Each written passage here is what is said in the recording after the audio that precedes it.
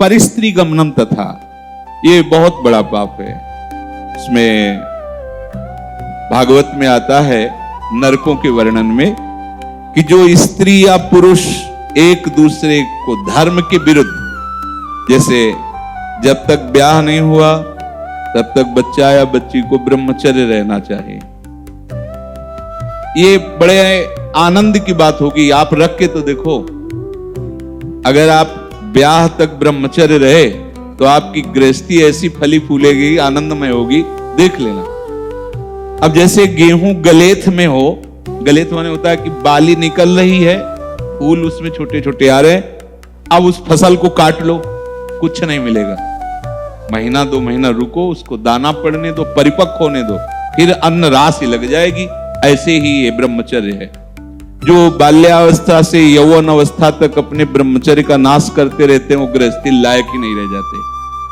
मतलब वो बात नहीं होती जो जीवन में होना चाहिए, गृहस्थ धर्म के लिए अनिवार्य। तो जो बच्चा और बच्ची ब्याह नहीं हुआ तब तक ब्रह्मचर्य का पालन करे, और जब ब्याह हो जाए तो पहले तो ये था कि नाव चले जाते थे, गांव के नाव ठाकुर, वो ब्याह तय कराते थे ना। बच्चा देखता था ना बच्ची देखती थी। कितना निष्ठा, कितनी श्रद्धा। पानी ग्रहण के समय भले वो देख ले कि फोटो वाला जमाना ही नहीं था। कभी किसी को जाना हो तो अपने लोगों में शहर जाकर के वो पर्दा वर्दा लगाए होते थे, बैठ जाओ, वो जैसे कहीं जरूरत पड़ी उसमें। ऐसे मोबाइल ही नहीं था पहले की बात। कितनी श्रद्धा, विश्वास। कैसा है, रंग गोरा काला, स्वभाव, कोई मतलब नहीं। माता पिता या कोई तय करे आयो, जब पाणी ग्रहण हुआ उसी समय स्वीकार कर लिया कि आजीवन निर्वाह करना है, चाहे जैसे स्वभाव वाला हो, चाहे। बड़ी पवित्रता गृहस्थी में देखी गई, बड़ी पवित्रता, बड़ा जीवन। जो यहां तक मर्यादा, लोग इसका मजाक उड़ाते हैं। मजाक तो तुम्हारा उड़ रहा है, देखो ना, देखो ना, मजाक उड़ रहा है तुम्हारा। तुम्हारी क्या स्थिति है, क्या स्थिति है, अपने आप देखो तो आप खुद अपना मजाक करने लगोगे कि हमने अपना जीवन मजाक बना दिया। धर्म में सामर्थ्य होती है, धर्म में बहुत बड़ी ताकत होती है।